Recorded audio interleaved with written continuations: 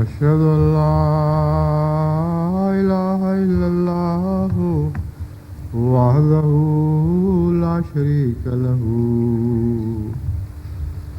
وأشهد أن محمدا عبده ورسوله أما بعد فأعوذ بالله من الشيطان الرجيم بسم الله الرحمن الرحيم الحمد لله رب العالمين الرحمن الرحيم مالك يوم الدين إياك نعبد وإياك نستعين اهدنا الصراط المستقيم صراط الذين أنعمت عليهم غير المغضوب عليهم ولا الضالين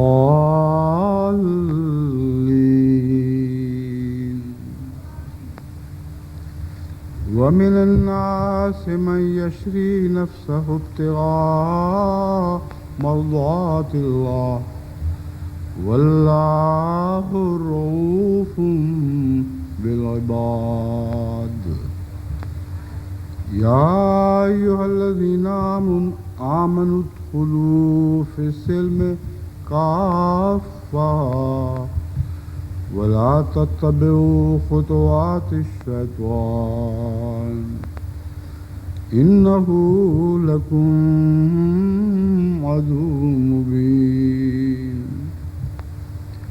فإن زللتم من بعد ما جاءتكم البينات فاعلموا أن الله عزيز حكيم. سورہ البقرہ آیات 208 تا 210.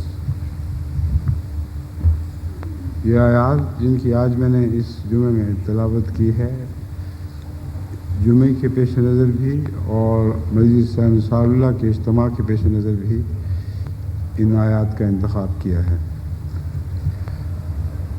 اللہ تعالیٰ فرماتا ہے اور لوگوں میں سے کچھ ایسے ہیں من یشری نفسہ ابتغاء مرضات اللہ، جو اپنی جان تک بیچ ڈالتے ہیں اللہ کی رضا کی نگاہوں کی خاطر. واللہ رؤوف بالعباد، اور اللہ اپنے بندوں پر بڑی شفقت فرمانے والا ہے. یا ایھا الذین آمنوا ادخلوا فی السلم کافہ، اے لوگو جو ایمان لائے ہو، فرما برداری کے دائرے میں تمام تر داخل ہو جاؤ. ولا تتبعوا خطوات الشیطان، اور شیطان کے نقوش قدم کی پیروی نہ کرو. انہ لکم عدو مبین، یقیناً وہ تمہارا کھلا کھلا دشمن ہے. فإن زللتم، اس کے باوجود اگر تمہارے قدم ڈگمگا جائیں اور تم پھسل جاؤ، بعد اس کے کہ کھلے کھلے نشانات تم تک آ چکے ہوں، فَاعْلَمُوا أَنَّ اللَّهَ عَزِيزٌ حَكِيمٌ، تو خوب جان لو کہ اللہ بہت غالب اور بزرگی والا اور بہت حکمت والا ہے. ان آیات میں جو طرز بیان ہے وہ ظاہر کرتی ہے کہ خدا کی مرضی کو چاہنے والے لمحہ لمحہ اس پر اس کا انتظار کرتے ہیں. مرضات کا لفظ جمع ہے، اسے محض رضا کہنا کافی نہیں، اگرچہ رضا بھی جمع کے لحاظ مضمون میں یا معنوں میں بعض دفعہ استعمال کی جاتی ہے، مگر میرے نزدیک مرضات کا استعمال واضح طور پر یہ بتا رہا ہے کہ لمحہ لمحہ اس کی رضا کی خاطر، اس کی رضا کی نظروں کی خاطر اپنی جان تک بیچ ڈالتے ہیں۔ یہ بہت ہی عظیم کلام ہے جو خاص طور پر انصار اللہ کے لیے ایک بہت بڑی نصیحت ہے۔ انصار اللہ وہ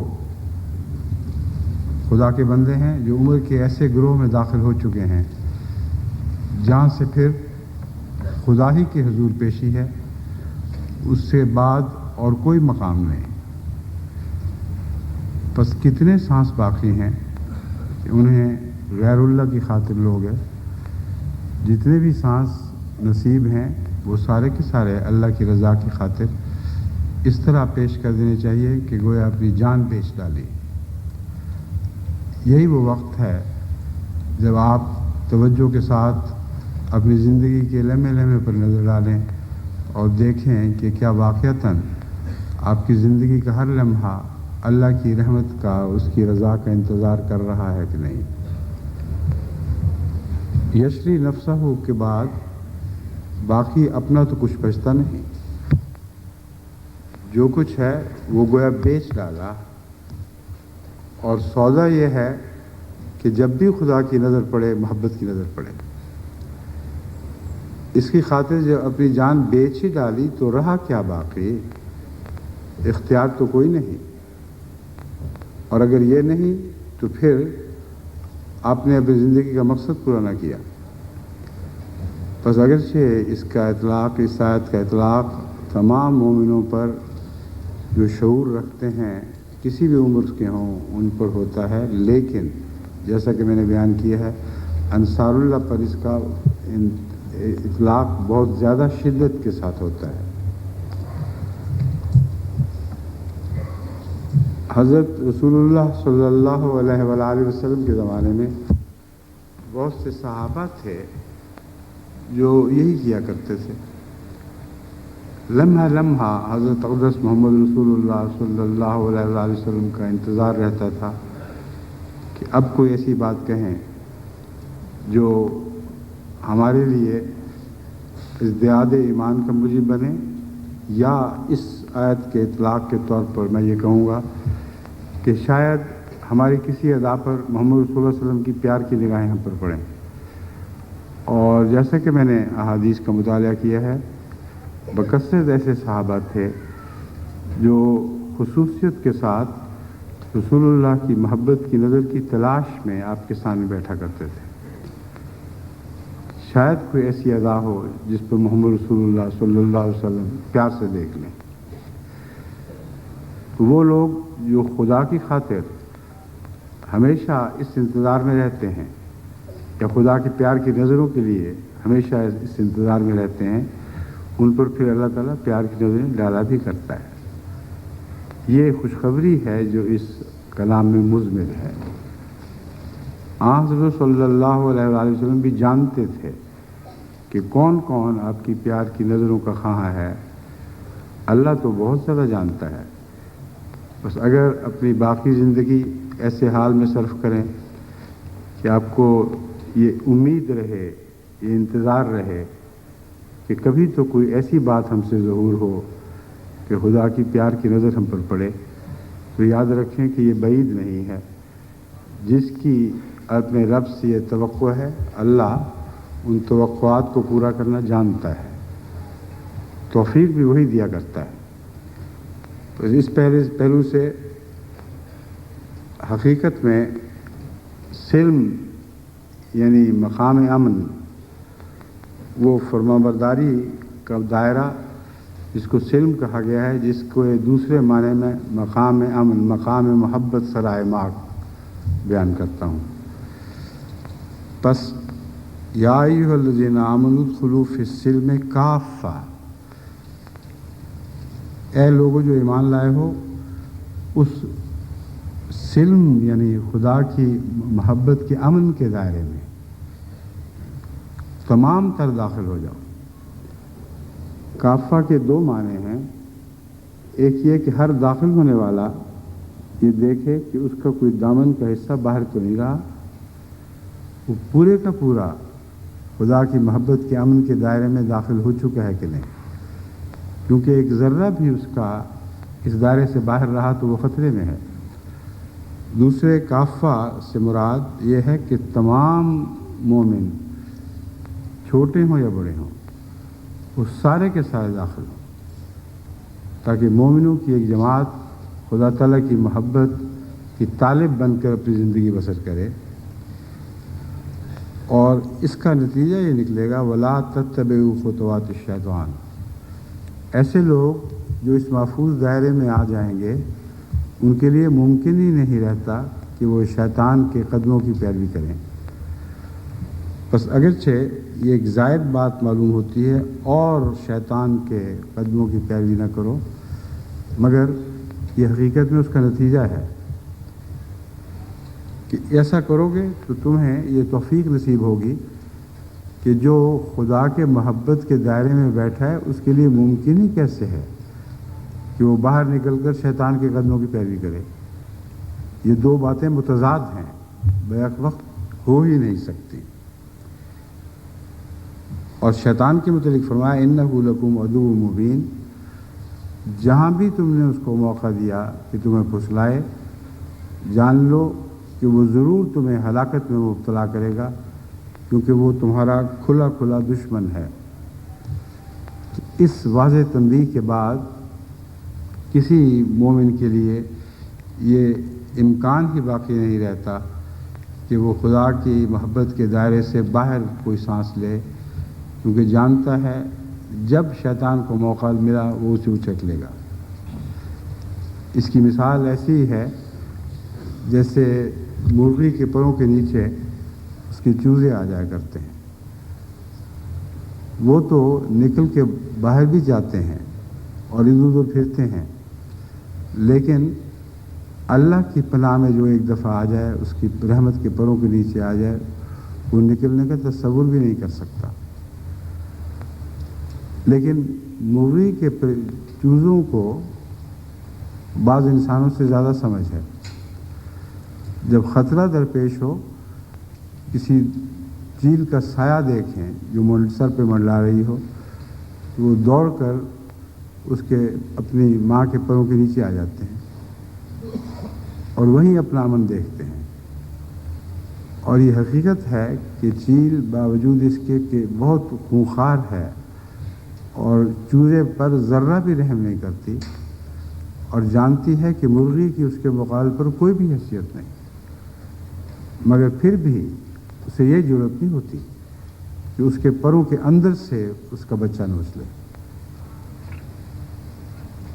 اللہ تعالیٰ نے انسان کو یہ فطرت بخشی ہے کہ وقت پر جب اسے اپنے عزیز ترین اپنے عزیزوں کے نقصان کا، اپنے پیاروں کے نقصان کا خطرہ ہو تو انسان بفر جاتا ہے، اور سب سے زیادہ ماں بفرتی ہے۔ اور مختلف نیچرلسٹ جن کو کہتے ہیں، یعنی جانوروں کی زندگی کا مطالعہ کرنے والے بتاتے ہیں کہ بظاہر کمزور نظر آنے والی مائیں بھی ایسے موقعوں پر ایسا بفرتی ہیں، مثلا شیرنی کہ اس کے مقابل پر بہت بڑے بڑے طاقتور شیر بھی ڈر کے بھاگ جایا کرتے ہیں۔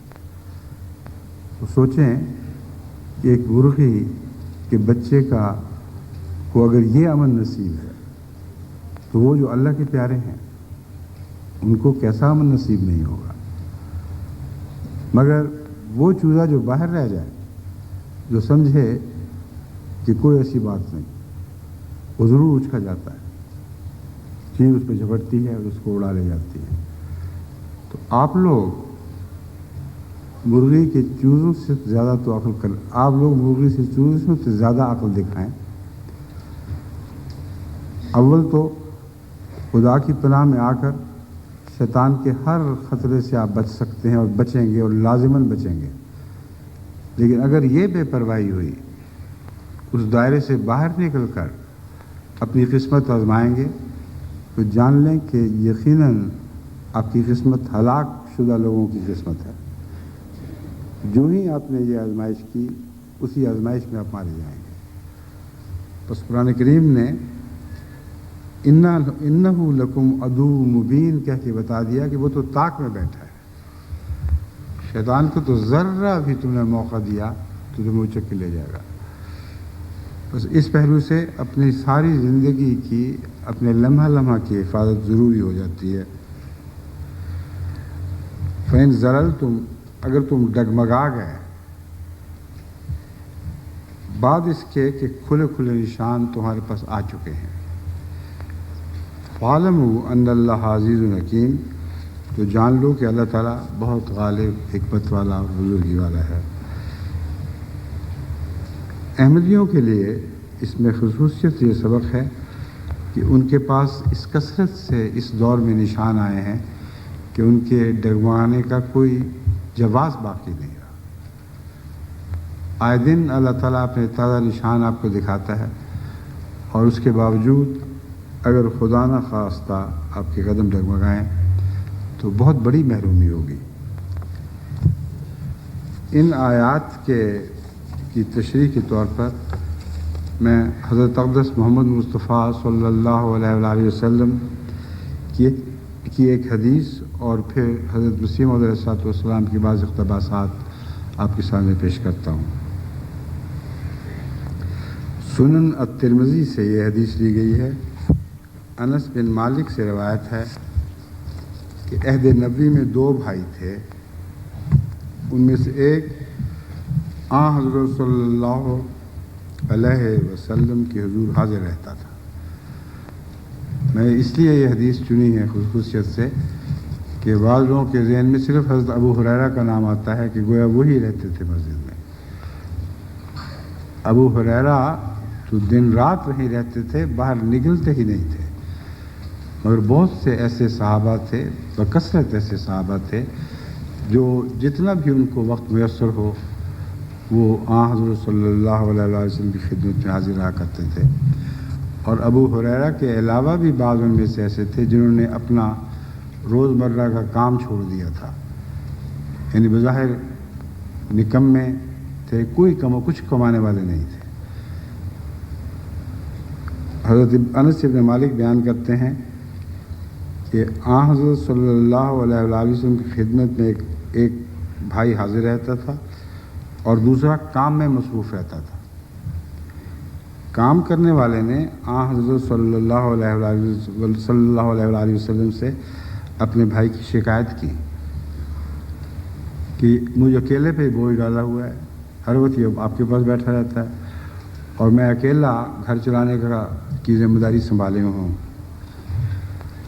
حضور صلی اللہ علیہ وآلہ وسلم نے فرمایا لعلک ترزق بہ،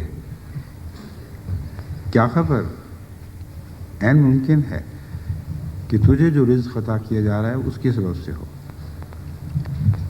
بہت عظیم شان ایک سر وابستہ ہے اس حدیث میں، ایک سر چھپا ہوا ہے، اور وہ سب خدمت دین کرنے والوں کے لیے اور ان کے خاندانوں کے لیے ہے، اور اسی طرح ان واقفین زندگی کے لیے ہے جنہوں نے کلیتاً اپنے آپ کو خدا کے حضور پیش کر دیا ہے۔ بہت سے ان کے خاندان والے رشتہ دار یہ سمجھتے ہوں گے کہ ہم ان پر احسان کر رہے ہیں، ہم نے ان کے بوجھ اٹھائے ہوئے ہیں، ان کی بیوی بچوں کا خیال رکھتے ہیں۔ اور اسی طرح آج جماعت جامی میں بکثرت ایسے بڑے بچے اور جوان اور عورتیں ہیں جن کو اپنے گھر کی ہوش نہیں اور جو کلیتاً دین کی خدمت میں مصروف رہتے ہیں۔ واقعتاً ان میں سے بعض کے بھائی یا اقربا یہ سمجھتے ہیں کہ ہم ان کی خدمت کر رہے ہیں، گویا کہ ہم نے ان کے بوجھ اٹھائے ہوئے ہیں۔ حضرت اقدس محمد رسول اللہ صلی اللہ علیہ وآلہ وسلم کے اس فرمان کو پلے باندھ لو کہ تمہیں کیا پتہ کہ تمہارے رزق میں ان کی وجہ سے برکت ہے۔ اگر یہ دین کی خدمت چھوڑ دیں تو پھر تم دیکھنا کہ تمہارا کیا حال باقی رہ جاتا ہے۔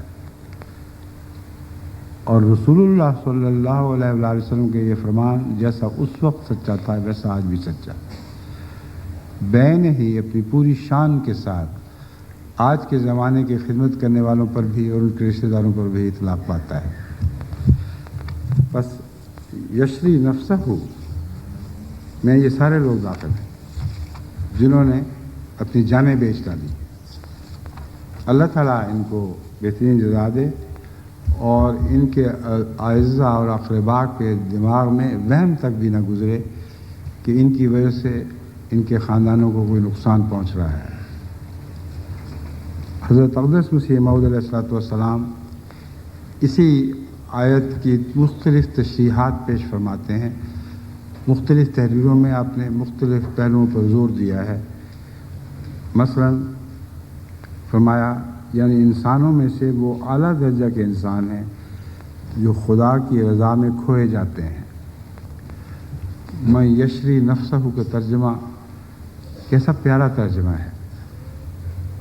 وہ اعلیٰ درجہ کے انسان ہیں جو خدا کی رضا میں کھوئے جاتے ہیں. اپنی جان بیچ دی تو باقی کیا رہا ان کے پاس؟ وہ دنیا سے غائب ہو جاتے ہیں اور خدا تعالیٰ کی ذات اور اس کی یاد میں کھوئے جاتے ہیں. وہ اپنی جان بیچتے ہیں اور خدا کی مرضی کو مول لیتے ہیں. یہ مول لیتے ہیں بہت پیارا اظہار ہے. یعنی فرمایا کہ جیسے سودا کرنے والے کو جو وہ خرچ کرتا ہے اس کے نتیجے میں وہ سودا دیا جاتا ہے جس کی خاطر وہ شخص خرچ کرتا ہے. تو مول لیتے ہیں سے مراد یہ ہے کہ اللہ کے لیے اس کے سوا کوئی چارہ نہیں کہ ان اپنی رضا سے ان کو متمتع فرمائے، کیونکہ گویا انہوں نے اس کی رضا خرید لی. اور اللہ سے تو کوئی ویسے سودا نہیں کر سکتا، اس کی رضا خریدی نہیں جا سکتی، مگر جب وہ خود کہے کہ کون ہے جو میری رضا خریدنے والا ہے، اور کچھ لوگ اس کے جواب میں آگے بڑھیں اور کہیں ہم ہیں جو تیری رضا خریدنا چاہتے ہیں، تو پھر کیسے ممکن ہے کہ اللہ تعالیٰ اپنے اس ادعا سے پیچھے ہٹ جائے؟ وہ لازماً اپنی رضا ان کو عطا فرماتا ہے. وہ اپنی جان بیچتے ہیں اور خدا کی مرضی کو مول لیتے ہیں. یہی وہ لوگ ہیں جن پر خدا کی رحمت ہے. ایسا ہی وہ شخص جو روحانی حالت کے مرتبے تک پہنچ گیا ہے خدا کی راہ میں فدا ہو جاتا ہے. اب مول لینا جو ہے یہ فدا ہو جانے سے برے نہیں ہو سکتا. تو میں جو شخص روحانی حالت کے مرتبے کو پہنچتا ہے خدا کی راہ میں فدا ہو جاتا ہے. خدا تعالیٰ اس آیت میں فرماتا ہے کہ تمام دکھوں سے وہ شخص نجات پاتا ہے جو میری راہ میں اور میری رضا کی راہ میں جان کو بیچ دیتا ہے اور جاں فشانی کے ساتھ اپنی اس حالت کا ثبوت دیتا ہے کہ وہ خدا کا ہے. جاں فشانی عمر بھر کرنی پڑتی ہے. جان جو بیچی جاتی ہے کوئی ایک لمحے کا سودا نہیں، ساری زندگی کا سودا ہے. مرتے دم تک، آخری سانس تک جو جان بیچی ہے اب بیچنے والے کی نہیں رہی. بس یہ کوئی ایسا سودا نہیں جو اچانک کسی بکری کو کسی کے پاس بیچ دیا، تھوڑا سا صدمہ اگر ہوا بھی تو اس کے بعد چھٹی کر لی. یہ تو ایک ایسی جان کا سودا ہے جو لمحہ لمحہ جینے والی جان ہے اور لمحہ لمحہ مرنے والی جان ہے. 1000 موتیں خدا کی خاطر اسے قبول کرنی ہوں گی اور 1000 زندگیاں ہر موت کے بدلے سے ملیں گی. بس یہ ہے میں یشری الفاظ نفسہ ہو جو اپنے نفس کو اللہ کی خاطر بیچ دیتا ہے. فرمایا جاں فشانی کے ساتھ اپنی اس حالت کا ثبوت دیتا ہے. یہ نہیں کہ ایک دفعہ بیچ دیا اور بات ختم ہو گئی. بہت سے واقعین زندگی ہمیں دیکھے ہیں جنہوں نے کسی خاص لمحہ عشق میں اپنی جان کو خدا کے سپرد کر دیا اور اس کے بعد چھٹی کر لی. پھر ساری عمر ایسی حرکتیں کرتے رہے جو جان بیچنے والے نہیں کیا کرتے. اللہ تعالیٰ ایسوں کو پکڑتا ہے اور لازماً ان کے بد انجام ہوتا ہے. کبھی بھی وہ اس حالت میں نہیں مرتے. کہ گویا جان بیچنے والے تھے. تو جان کا سودا تو پہلے کا ہے اور اس سودے کے حق میں ثبوت بعد میں مہیا ہوتے ہیں، ساری زندگی مہیا ہوتے رہتے ہیں.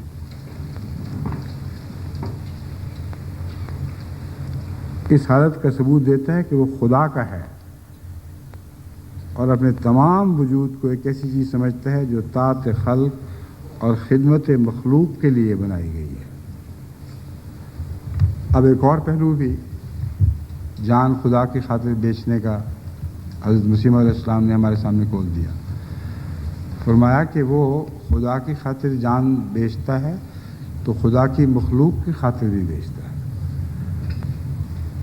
خدا کی خاطر اس کا جان بیچنا تو شاید بعض نگاہوں کو دکھائی نہ دے، مگر اس کے مخلوق کی خاطر جو جان بیچتا ہے وہ تو سب کو دکھائی دیتا ہے. ساری مخلوق اس پر گواہ ہو جاتی ہے اور اس بات پر ہی گواہ ہو جاتی ہے کہ وہ ان سے فائدے کی خاطر کچھ نہیں کرتا، کیونکہ وہ فائدہ اٹھاتا نہیں. وہ جب شکریہ ادا کرتے ہیں تو کہتے ہیں ہمارا شکریہ ادا نہ کرو، ہم تو رضائے باری تعالیٰ کی خاطر یہ کام کر رہے ہیں، تم شکریہ ادا کرتے ہو تو ہمیں کوفت ہوتی ہے، ہم نے تو اپنا سودا اللہ سے کیا ہے. تو یہ دعویٰ محض دعویٰ نہیں رہتا، لمحہ لمحہ اس دعوے کا ثبوت ان کی زندگی مہیا کرتی ہے. وہ جو بنی نوع انسان کی خدمت کرتے ہیں، تمام بنی نوع انسان گواہ ہو جاتے ہیں کہ یہ اپنی خاطر خدمت نہیں کر رہے تھے، اپنے ہم سے کچھ لینے کی خاطر خدمت نہیں کر رہے تھے، بلکہ اللہ سے کچھ لینے کی خاطر خدمت کر رہے تھے. تو محض دعویٰ نہیں رہتا، بلکہ ایک قطعی ثبوت اس کی تائید میں اٹھ کھڑا ہوتا ہے جس کو رد نہیں کیا جا سکتا.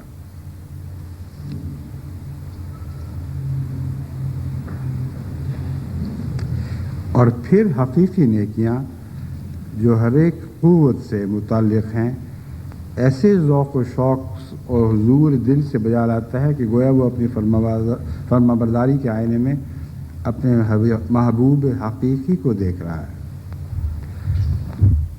اب حضرت مسیح موعود علیہ السلام کے ارشادات کو اب غور سے پڑھا کریں تو پھر آپ کو ان ارشادات کی لطیف باتیں سمجھ آ سکتی ہیں. اپنے تمام وجود کو سر سے پاؤں تک تمام وجود کو جو جان بیچتا ہے وہ اس میں سے کچھ بھی نہیں رکھتا، جو طاعت خلق و خدمت مخلوق کے لیے بنائی گئی ہے. پھر حقیقی نیکیاں جو ہر ایک قوت سے متعلق ہیں، یعنی انسان کو اللہ تعالیٰ نے جتنی بھی صلاحیتیں بخشی ہیں ان تمام صلاحیتوں سے کام لیتے ہوئے وہ اللہ کے دین اور اس کے مخلوق کی خدمت کرتا ہے. اور ہر ایک کی صلاحیتیں الگ الگ ہیں، مگر جس کے چھاوڑے میں جو کچھ ہوگا وہی تو بیچے گا. بس ایک غریب انسان بھی اسی طرح اپنا سب کچھ بیچنے والا بن جاتا ہے جس طرح ایک امیر انسان اپنا سب کچھ بیچنے والا بن جاتا ہے. توفیق تو اس کی اپنی بنائی ہوئی نہیں، توفیق تو اللہ تعالیٰ سے حاصل ہوتی ہے. بس مما رزقناہم ینفقون کا یہ معنی ہے کہ جو کچھ وہ بیچتا ہے وہ وہی کچھ ہے جو ہم نے اس کو دیا تھا، اس میں سے پھر کچھ اپنے لیے نہیں رکھتا، تمام تر پیش کر دیتا ہے. بس اگر کسی کی قسمت میں کسی کے مقدر میں ایک کھوٹی کوڑی بھی ہو، یعنی کچھ بھی نہ ہو، تو اپنا خالی دامن لے کر اس میں خدا کی محبت اور تمناؤں سے جھولی بھر کر بظاہر خالی دامن میں اپنی محبت اور نیک تمناؤں کی جھولی اٹھائے ہوئے خدا کی خدمت میں حاضر ہو جاتا ہے. وہ بھی وہی ہے جس نے سب کچھ بیچ دیا. بس حضرت مسیح علیہ السلام فرماتے ہیں ایسے ذوق و شوق کو حضور دل سے بجا لاتا ہے. میں نے جو یہ کہا تھا تمنائیں اور محبتیں لے کے حاضر ہوتا ہے، یہ اس کا ترجمہ ہے، حضور دل سے بجا لاتا ہے. اس کا دل تمام تر یہ چاہتا ہے کہ جس حد تک خدمت ممکن ہے میں کروں. گویا وہ اپنی فرما برداری کے آئینے میں اپنے محبوب حقیقی کو دیکھ رہا ہے. اس کی فرما برداری کا ایک شیشہ اس کے سامنے ہے. اور اس میں اسے اپنی ذات دکھائی نہیں دیتی، وہ محبوب دکھائی دیتا ہے جس کی خاطر اب اس نے اپنی ساری زندگی کو ایک نئی صورت میں ڈال دیا ہے۔ اور اس کا خدا تعالیٰ کے ارادہ اس کا خدا تعالیٰ کے ارادے سے ہم رنگ ہو جاتا ہے۔ جو اللہ کا ارادہ وہی اس کا ارادہ، جو مالک کا ارادہ وہی غلام کا ارادہ، اور تمام لذت اس کی فرما برداری میں ٹھہر جاتی ہے۔ اب یہ لفظ ٹھہر جاتی ہے قابل غور ہے۔ فرمایا کہ اس کو اللہ تعالیٰ کی رضا میں ایسی لذت نہیں ملتی کہ جو آئے اور چلی جائے، وہ لذت اس کے دل میں پناہ گزین ہو جاتی ہے، وہ لذت ایسی ٹھہرتی ہے کہ پھر جانے کا نام نہیں لیتی۔ بس وہ سب لوگ مستثنا ہیں جو کبھی اللہ کی رضا میں محبت پاتے ہیں، مزہ دیکھتے ہیں اور کبھی نہیں دیکھتے۔ بہت سے ایسے انسان ہیں، کثرت سے ایسے انسان ہیں جو اللہ کی رضا سے کبھی نہ کبھی تو ضرور لطف اندوز ہوتے ہیں، لیکن اپنی جان نہیں بیچی ہوتی، اس لیے وہ محبت آ کر ٹھہر نہیں جاتی، آئی اور چلی گئی، اور دوسری لذتیں پھر اس کی جگہ دل میں بنا لیتی ہیں، اس کی جگہ اپنا ٹھکانہ دل میں بنا لیتی ہیں، اور اس طرح وہ خدا کے بندے جو جان بیچنے والے ہیں دوسرے بندوں سے ممتاز ہو کر الگ ہو جاتے ہیں۔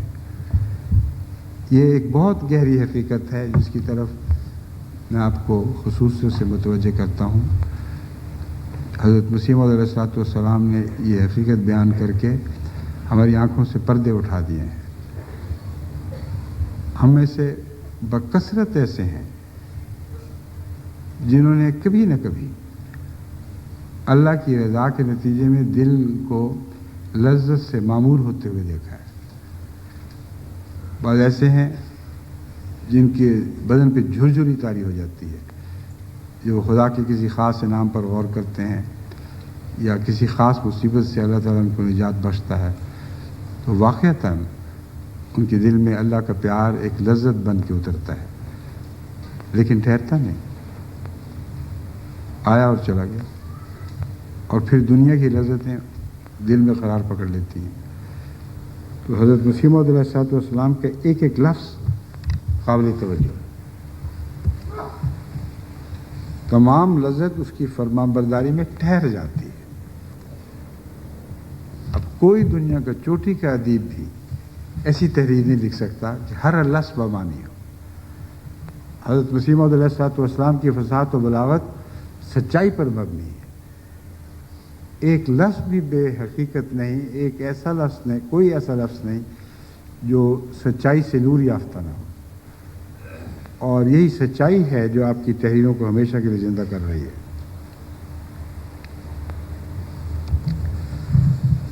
اور تمام اعمال صالحہ نہ مشقت کی راہ سے بلکہ تلذذ اور اعتزاز کی کشش سے صادر ہونے لگتے ہیں۔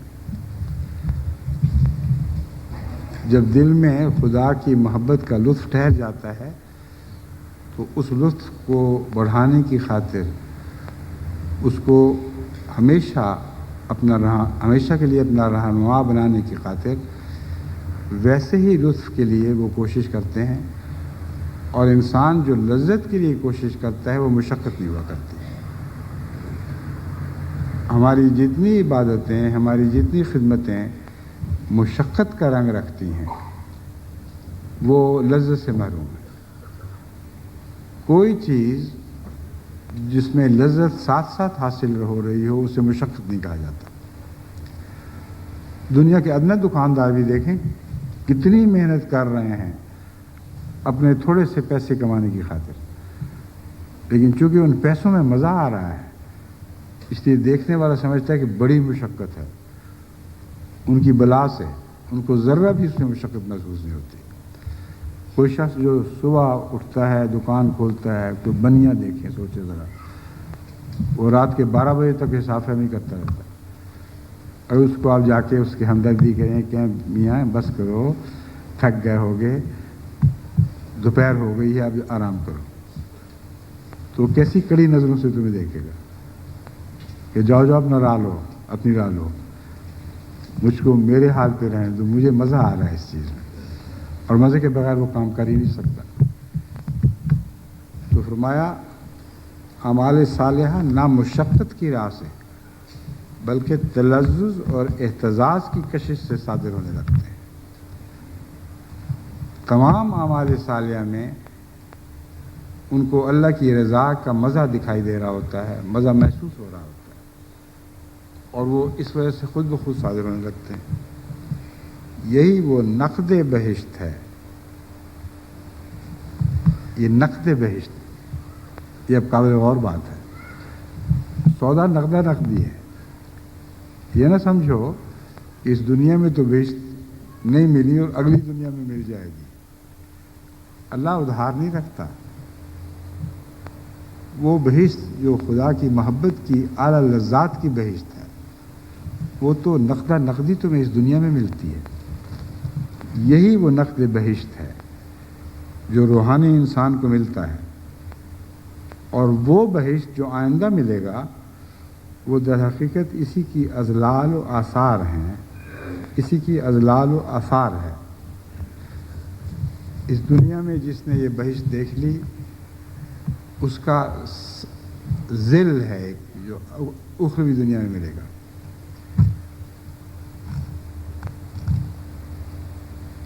آثار ہیں اس کے، یعنی اس کے گویا سائے ہیں۔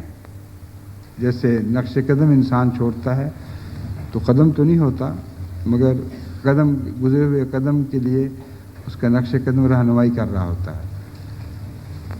تو اگلی دنیا میں جو بہشت ہوگا وہ یہ بہشت تو نہیں ہوگا جو یہاں حاصل ہے، کیونکہ اس سے بہت زیادہ بلند ہے، مگر جسے اس دنیا میں یہ اللہ کی محبت کی لذت کا بہشت نصیب ہو جائے اور یہ نقدہ نقد سودا ہے جو اسے مل جائے، وہ ہے جو کامل یقین کے ساتھ کہہ سکتا ہے کہ اب جب بھی میں مرا مجھے اس بہشت کے سائے کے طور پر بہت اعلیٰ چیزیں نصیب ہوں گی جن کا میں تصور بھی نہیں کر سکتا۔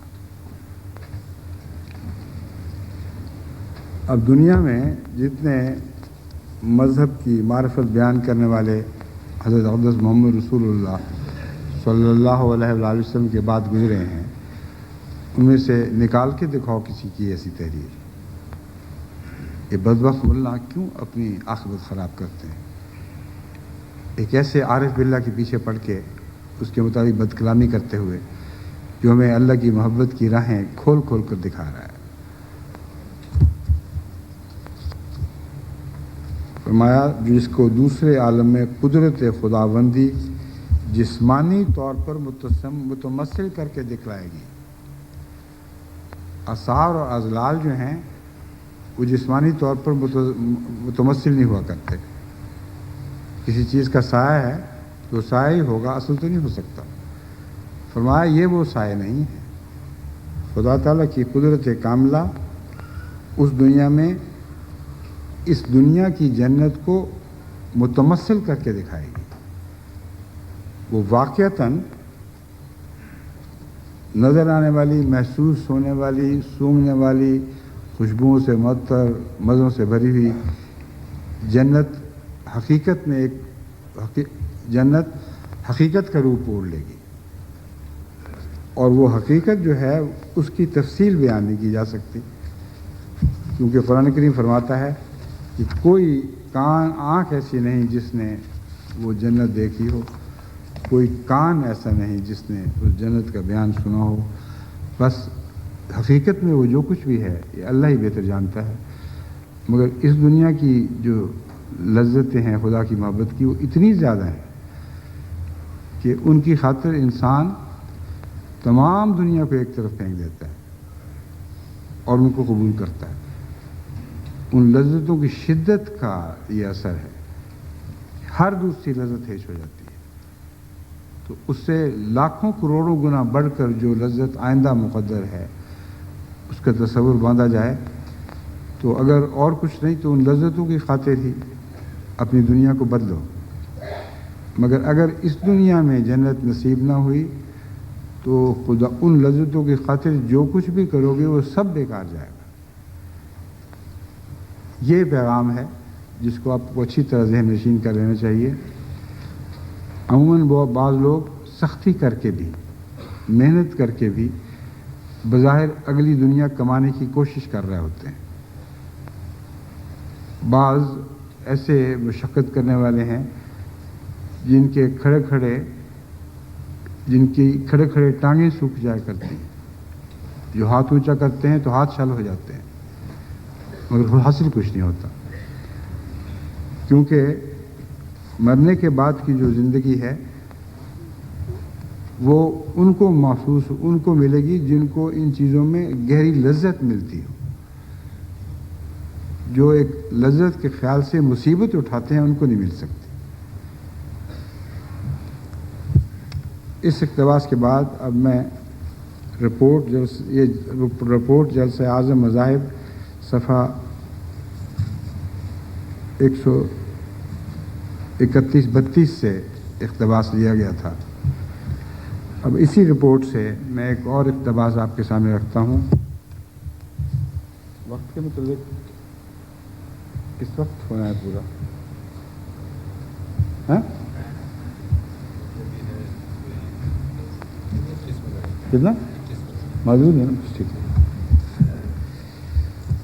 فرماتے ہیں یعنی خدا کا پیارا بندہ اپنی جان خدا کی راہ میں دیتا ہے اور اس کے عوض میں خدا کی مرضی خرید لیتا ہے، وہی لوگ ہیں جو خدا کی رحمت خاص کے مورد ہیں۔ غرض وہ استقامت جس سے خدا ملتا ہے، اس کی یہی روح ہے جو بیان کی گئی، جس کو سمجھنا ہو سمجھے۔ رپورٹ جلسہ اعظم مذاہب 188۔ اب استقامت کے متعلق وہ کیا چیز ہے، حضرت مسیح موعود علیہ السلام کے چند اقتباسات میں آپ کے سامنے رکھتا ہوں۔ اب وقت چونکہ تھوڑا رہ رہا ہے اس لیے مجھے نسبتاً جلدی گزرنا ہوگا۔ اللہ کے بندے جو دین کو دنیا پر مقدم کر لیتے ہیں، یہ تحریر ہے الحکم جلد 4 صفحہ 29، 16 اگست 1900 کی۔ اللہ کے بندے جو دین کو دنیا پر مقدم کر لیتے ہیں ان کے ساتھ وہ رافت اور محبت کرتا ہے۔ چنانچہ خود فرماتا ہے واللہ رؤوف بالعباد، کہ اللہ اپنے بندوں پر یا خالص بندوں پر بہت مہربان ہے۔ یہ وہی لوگ ہیں جو اپنی زندگی کو اللہ تعالیٰ نے جو اللہ تعالیٰ نے ان کو دی ہے اللہ تعالیٰ کی ہی راہ میں وقف کر دیتے ہیں، اور اپنی جان کو خدا کی راہ میں قربان کرنا، اپنے مال کو اس کی راہ میں صرف کرنا اس کا فضل اور اپنی سعادت سمجھتے ہیں۔ بس وہ ساری دنیا کی جماعتیں جو قربانی کے اس عظیم دور میں داخل ہو چکی ہیں، اور ان جماعتوں میں اللہ تعالیٰ نے جماعت جرمنی کو بھی ایک اہم مقام عطا فرمایا ہے، ان کے لیے اس تحریر میں سبق ہے کہ جتنی بھی وہ قربانی دیں اس قربانی کو اللہ تعالیٰ کی رافت کا ایک حصہ سمجھیں، محض اللہ کا احسان سمجھیں کہ خدا ان کو یہ توفیق دے رہا ہے، اور بھولے سے بھی دل میں یہ خیال نہ گزرے کہ شاید ہم کچھ کر رہے ہیں خدا کی خاطر ہو یا خدا کے لیے بنی نوع انسان کی خاطر ہو، دونوں صورتوں میں خدمت اپنی ذات میں اعزاز ہے، اور اسی کو حضرت مسیح موعود علیہ السلام نقد سودا بیان فرما رہے ہیں۔ ہر خدمت اپنی ذات میں اپنی جزا ہے، اور جزا پر انسان کسی پر احسان نہیں رکھا کرتا۔ جس کو جزا مل رہی ہو ساتھ ساتھ وہ کیسے کسی گردن پر احسان رکھ سکتا ہے؟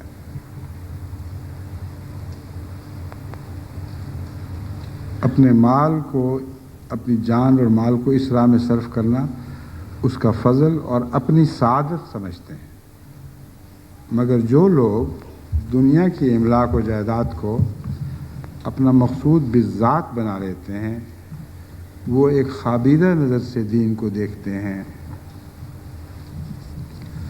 دنیا کی املاک و جائیداد کو اپنا مقصود بالذات بنا لیتے ہیں۔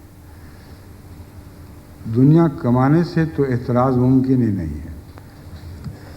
اگر اور کچھ نہیں تو خدا کی راہ میں اور بنی نوع انسان کی راہ میں خرچ کرنے کے لیے ہی انسان دنیا کمائے گا، اور جس کی نیت یہ ہو کہ مجھے اتنا ملے کہ میں زیادہ سے زیادہ اللہ اور اس کے دین کی اور اس کے بندوں کی خدمت کر سکوں، وہ اس دنیا کی کمائی کو بالذات نہیں سمجھتے۔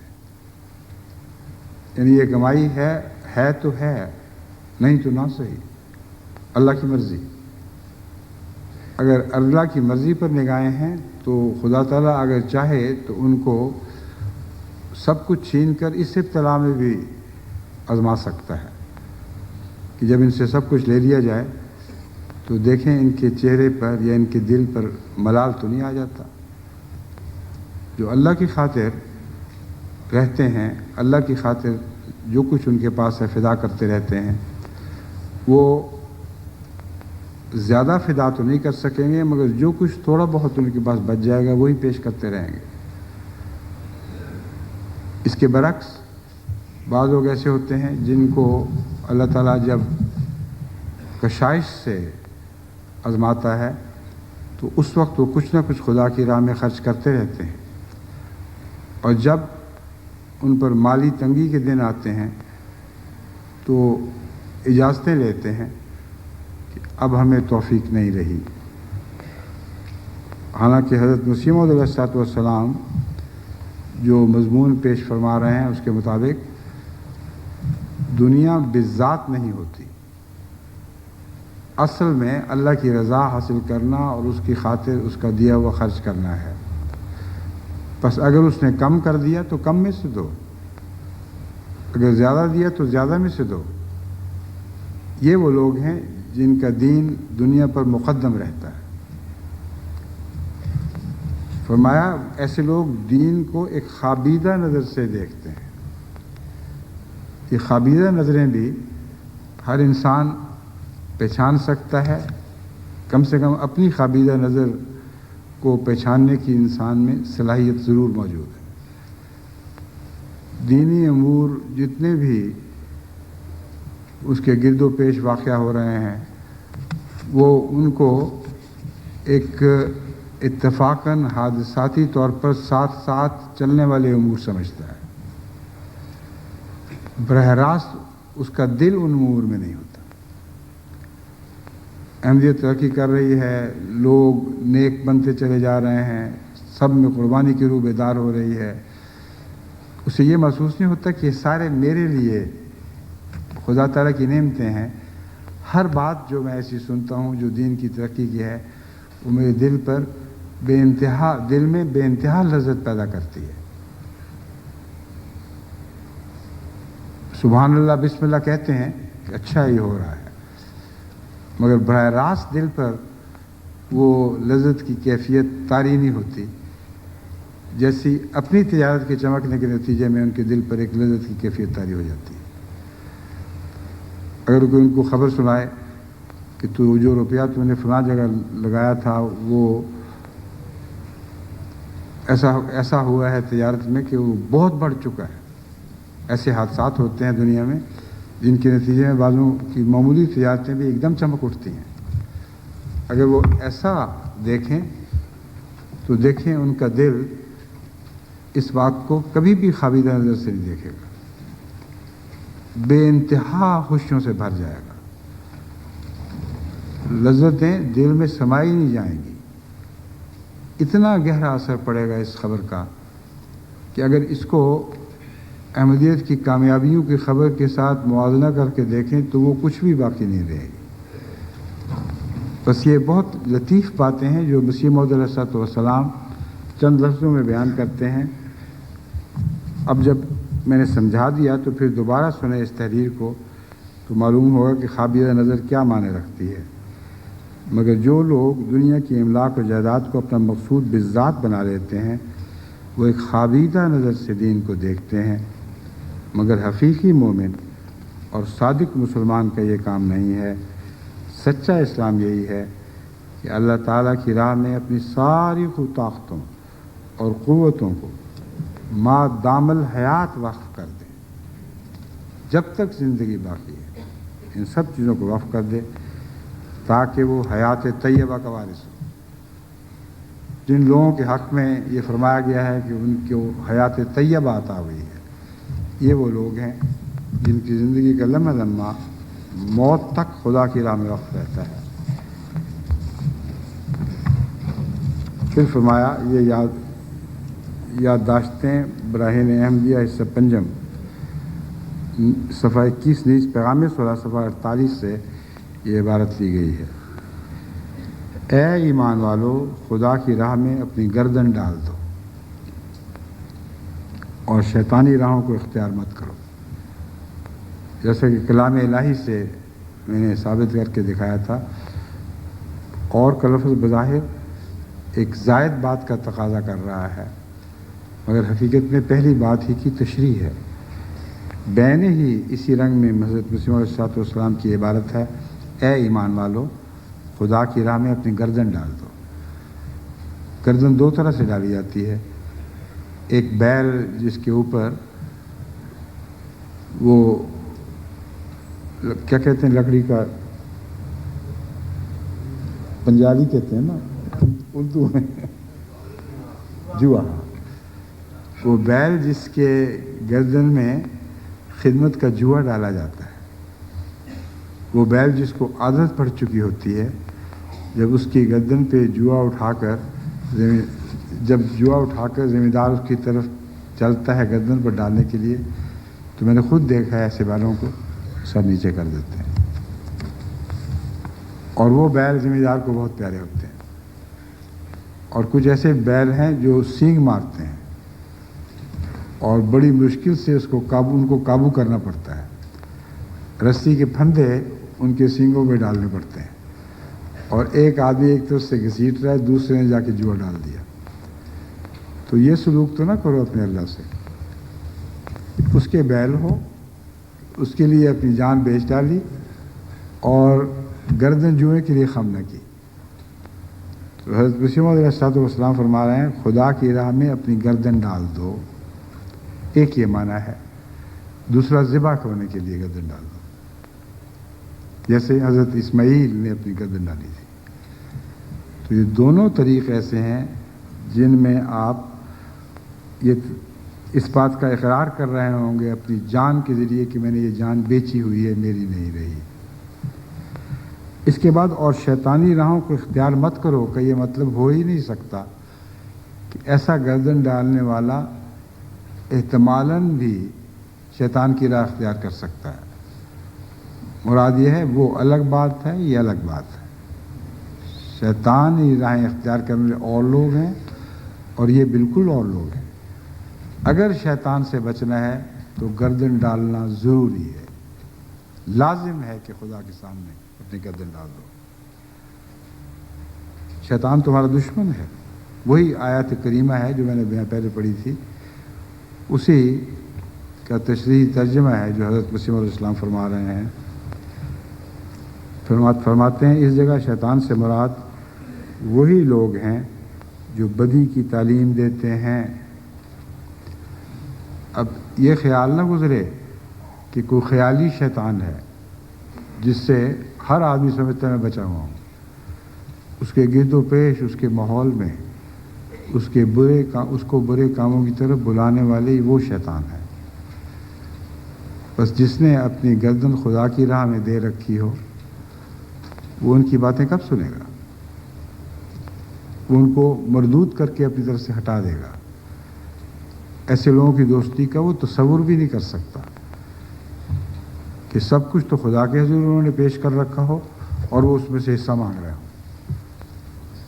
ایسے ہی لوگوں کے لیے اعوذ باللہ من الشیطان الرجیم کا کلام ہمیں سکھایا گیا کہ تلاوت سے پہلے ضرور پڑھ لیا کرو، کیونکہ جب تلاوت کرتے ہو تو گویا خدا کے ہو جاتے ہو، اور شیطان کوشش کرے گا کہ تمہارا کوئی حصہ بھی خدا کے فضل سے باہر رہ جائے اور یہ اسے اچک لے۔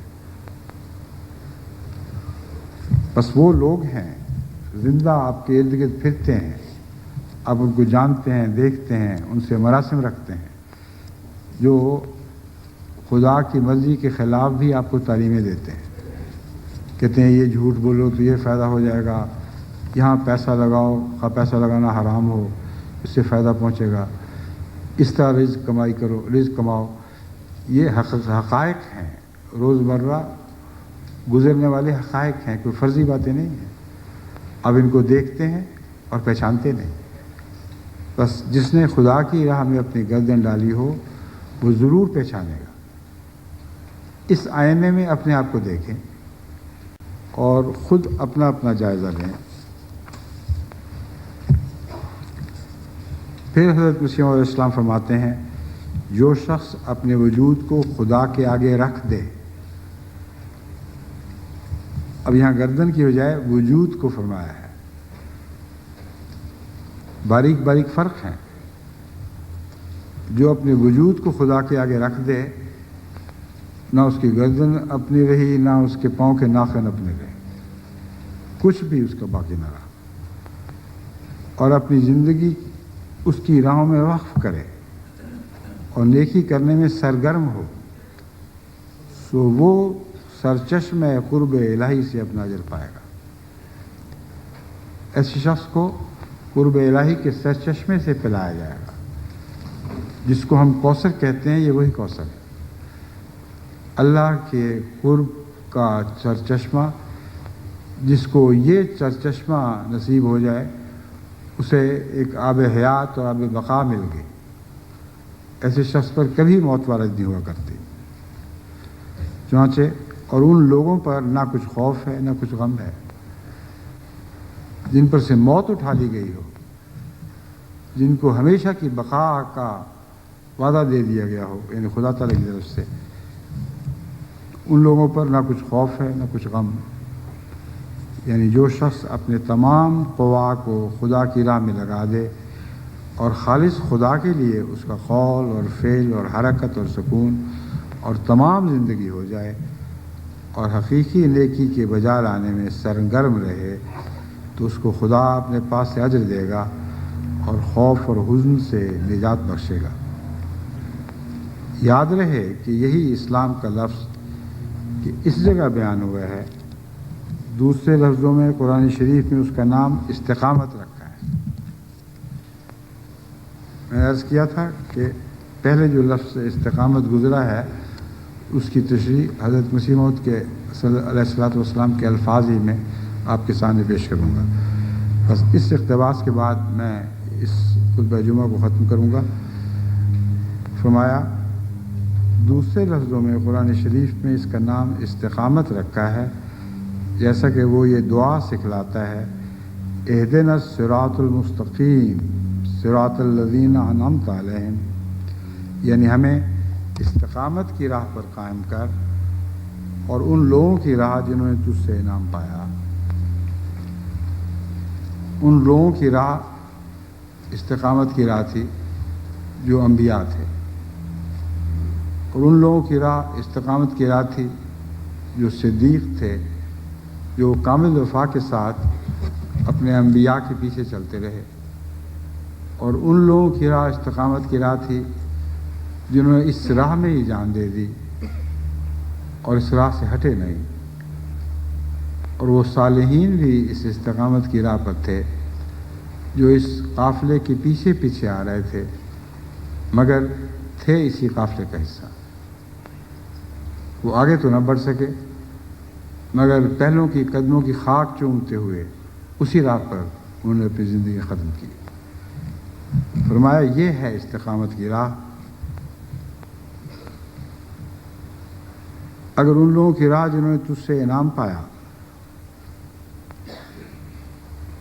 استقامت کی راہ پر قائم کر، اگر نہیں، یعنی دعا کا ترجمہ مسیح علیہ السلام کے الفاظ میں یہ ہے، ہمیں استقامت کی راہ پر قائم کر ان لوگوں کی راہ جنہوں نے تجھ سے انعام پایا اور جن پر آسمانی دروازے کھلے،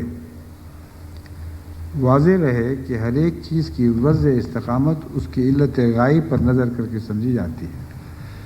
اب یہ بہت ہی گہرا کلام ہے، جسے لازماً سمجھائے بغیر آپ کو سمجھ نہیں آئے گی۔ ہر ایک چیز کی وضع استقامت اس کی علت غائب پر نظر رکھ کر سمجھی جاتی ہے۔ استقامت کے لیے پہلے یہ معلوم ہونا چاہیے کہ اس چیز کا مقصد کیا تھا، اس کو بنانے کا مقصد کیا تھا۔ اس کی استقامت اس مقصد کے مطابق ڈھالی جائے گی، یعنی اس کی استقامت کی صلاحیتیں جو اس کا مقصد تھا اس کے مطابق بنائی جانی ضروری ہے۔ انسان کے وجود کی علت غائب یہ ہے کہ نوع انسان خدا کے لیے پیدا کی گئی ہے۔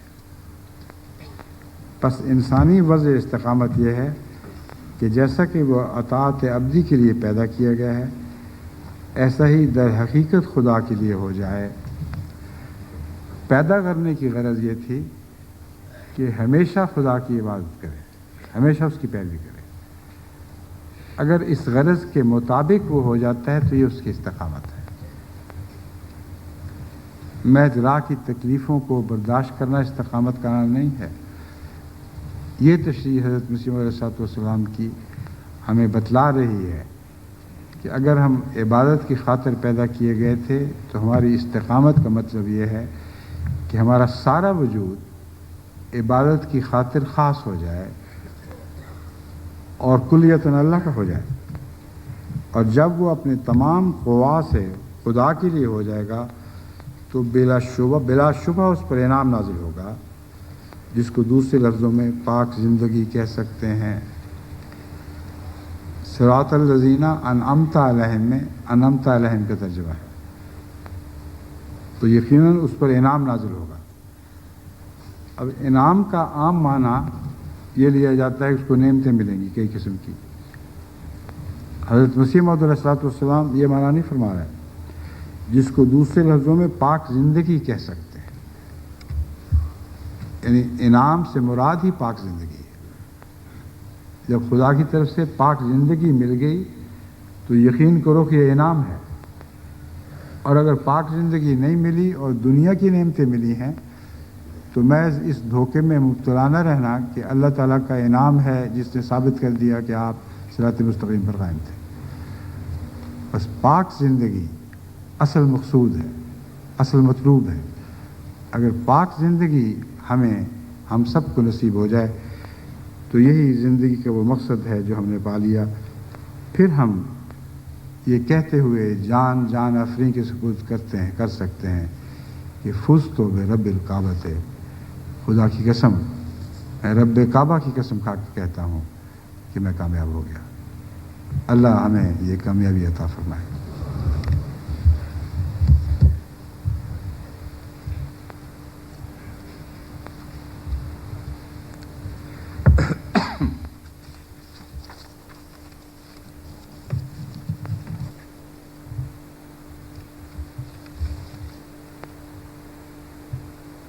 الحمد لله نحمده ونستعينه ونستغفره ونؤمن به ونتوكل عليه ونعوذ بالله من شرور أنفسنا ومن سيئات أعمالنا، من يهده الله فلا مضل له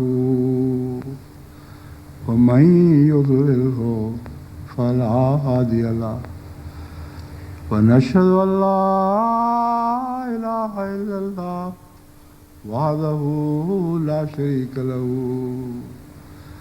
ونشهد أن محمدا عبده ورسوله۔ عباد الله رحمكم الله، إن الله يأمر بالعدل والإحسان وإيتاء ذي القربى وينهى عن الفحشاء والمنكر والبغي يعظكم لعلكم تذكرون۔ اذكروا الله يذكركم وادعوه يستجب لكم